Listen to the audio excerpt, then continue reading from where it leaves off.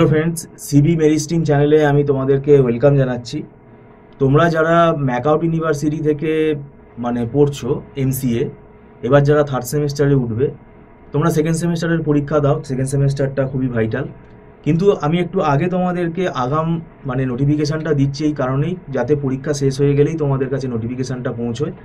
কারণ অনেক স্টুডেন্ট বলে, স্যার আমাদের কাছে নোটিফিকেশানটা আসেনি, তাই আমরা আপনাদের খোঁজটা পাইনি। দেখো, থার্ড সেমটা বলতে গেলে এটা ফাইনাল সেম। এর পরের সেমে তো তোমাদের সব টেকনোলজি বেস সাবজেক্ট আছে, প্রজেক্ট আছে। থার্ড সেমিস্টারে তোমাদের সফটওয়্যার ইঞ্জিনিয়ারিংয়ের সঙ্গে একটা অবজেক্ট ওরিয়েন্টেড অ্যানালিসিস জড়িত আছে। আমাদের যে সফটওয়্যার ইঞ্জিনিয়ারিং সাবজেক্টটা উইথ ইউএমএল আছে, ওর মধ্যে অবজেক্ট ওরিয়েন্টেড ডিজাইন আর সফটওয়্যার ইঞ্জিনিয়ারিং দুটো কিন্তু মেলানো আছে।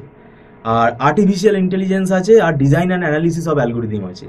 এই সাবজেক্টগুলো কিন্তু মুখস্থ করার কোনো বিষয় নেই, কিন্তু ধরে ধরে পড়াতে হয়। এবং আমরাও যদি কম সময় কেউ যদি পড়তে আসে পরীক্ষার 2 মাস আগে, আমরা পড়াতেই পারবো না, আমরা নিজেরাই ভুলে যাবো।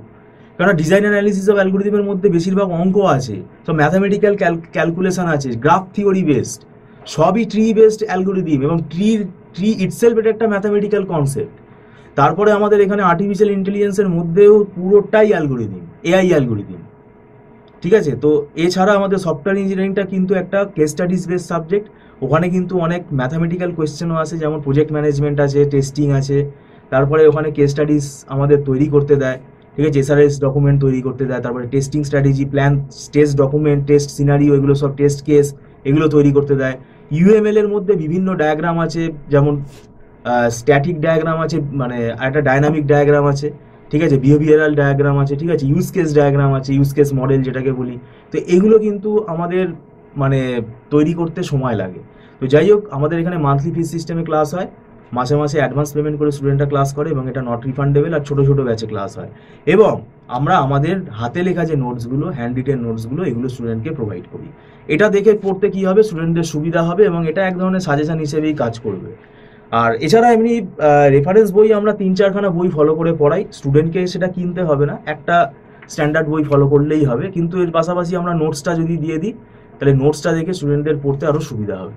তো যারা মনে করছে যে না, একটা টিচার গাইডেন্স হলে ভালো, তারা এখন থেকে তোমরা যোগাযোগ করে রাখতে পারো। আমরা জুন মাসে মনে হচ্ছে যদি পরীক্ষা হয়ে যায় ফার্স্ট উইক, 10-12 তারিখের মধ্যে, তাহলে জুন মাস থেকেই স্টার্ট করে দেবো। জুন মাস থেকে স্টার্ট করে দিলে দেখো 6 মাস সময়ও কিন্তু কম। আর আমাদের একটা ফেস্টিভ্যাল সিজন আছে, সেখানে তো একটু ছুটি ছাটা থাকেই। তো যদি ডিসেম্বরে পরীক্ষা হয়, তাহলে কিন্তু সময় খুব একটা বেশি নেই। ভাই, জুন মাস থেকে পড়া শুরু করলে ক্ষতি কিছু হবে না, বরং তোমারই চাপটা হালকা থাকবে। এবং 15টা দিন আমাদের কাছে অনেক, আমাদের একটা সাবজেক্টে 1.5 ঘন্টা ক্লাস, অনেকগুলো মিস হয়ে যাবে, অনেক কিছু জিনিস মিস হয়ে যাবে। যদি সেই ক্লাসটা করা হয়, তাহলে 1.5 ঘন্টায় আমাদের অনেকটা জিনিস টপিক এগিয়ে যাবে, সেটা আখেরে স্টুডেন্টেরই লাভ হবে। তো সেই জন্যই বলছি, তোমরা এখন থেকেই যোগাযোগ করতে পারো। ভিডিওটা সম্পূর্ণ দেখার জন্য তোমাদেরকে আমি ধন্যবাদ জানাচ্ছি। Thank you so much.